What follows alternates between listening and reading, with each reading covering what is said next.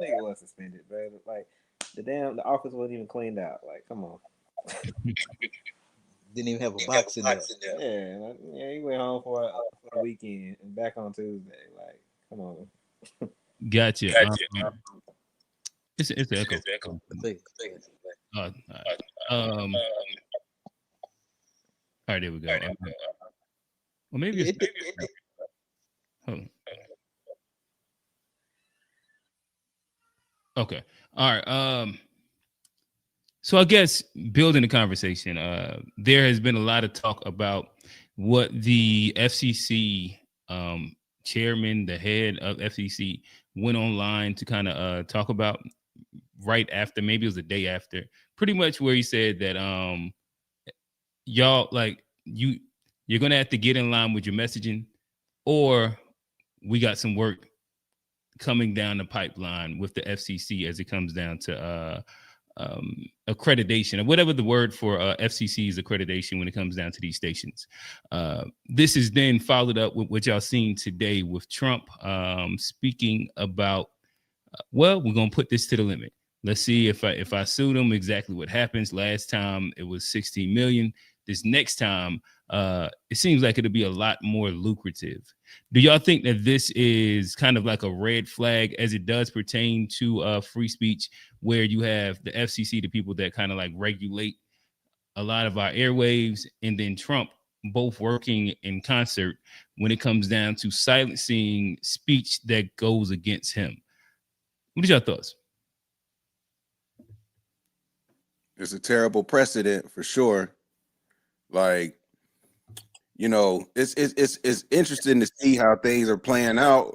Like Gavin Newsom was on a thing talking about how now is the time, code red, but you know, the hyperbole is also kind of like, I know they're gearing up for a presidential election. People are trying to put themselves in position to be like the top front runners, so they're going to take advantage of any opportunity they can to, you know, make themselves seem like I'm the one that's going to take down Trump. But I do think there is some credence to some of the narratives out there as it relates to how he's overstepping some executive boundaries for sure. So what it means long term, I'm not quite so sure, but you know, it's definitely Trump trying to abuse his power as much as possible. Gotcha.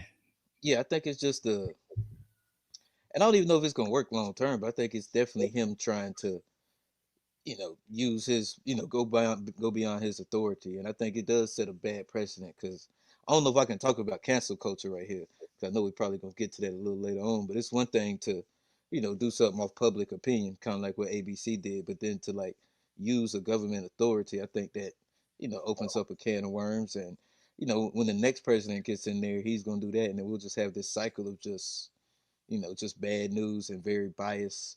It'd be a biased cycle that I think could just continue. So something like that should definitely be, non what's the word, partisan, and you got to hold up the Constitution. That's why they wrote that thing. You can't just make it do what make it do what you want it to do whenever you feel like it. So I think it's a bad precedent if you start getting government agencies involved. Gotcha. A Black, talk to us. Yeah, man. I saw somebody saying Disney facing backlash, and that's why he back. Like, man, Disney Teflon, man. Like I said, all this shit is just Disney's not going nowhere. They got the kids at the end of the day. Kids ain't canceling nobody, and parents gonna do whatever they want for their kids to shut them up. So it's like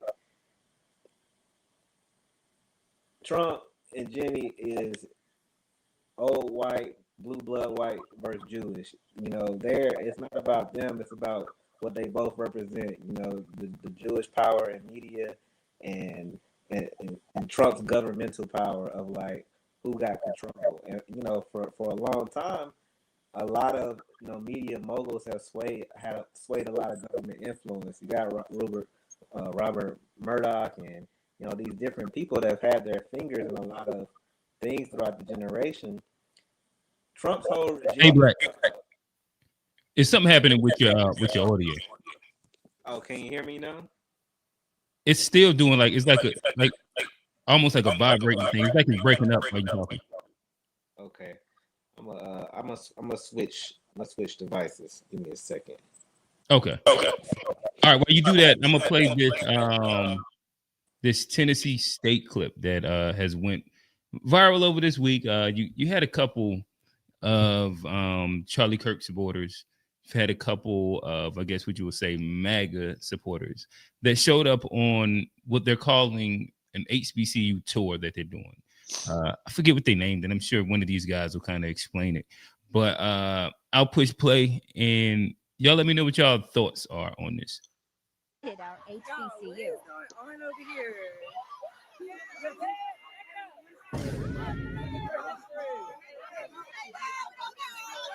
You called the East primitive, but what? We created y'all knowledge. We created y'all science. We created y'all math. Y'all didn't do shit besides steal. Y'all didn't do anything to your. You guys didn't make shit. You guys touch children. You guys fuck. Showing them the door.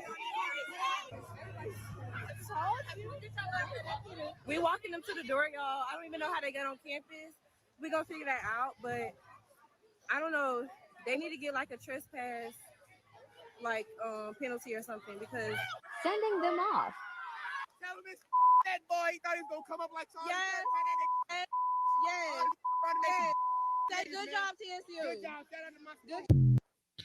And here's another clip. The fearless debaters showed up unannounced at an HBCU in Tennessee, and it went as you can expect.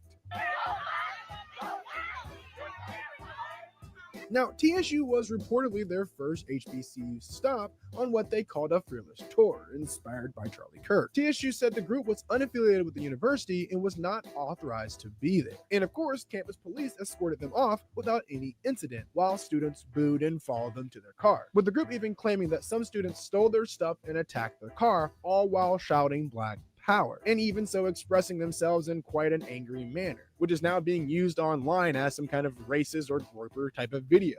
It's disgusting. And what these so-called fearless debaters are just part of a broader trend on groups touring campuses to create viral confrontations, which I would say aren't genuine debates, just performance arts designed to generate outrage and social media content. This move wasn't about debating, it was about creating some kind of controversial moment, which, in the end, some of them and their racist friends kind of got.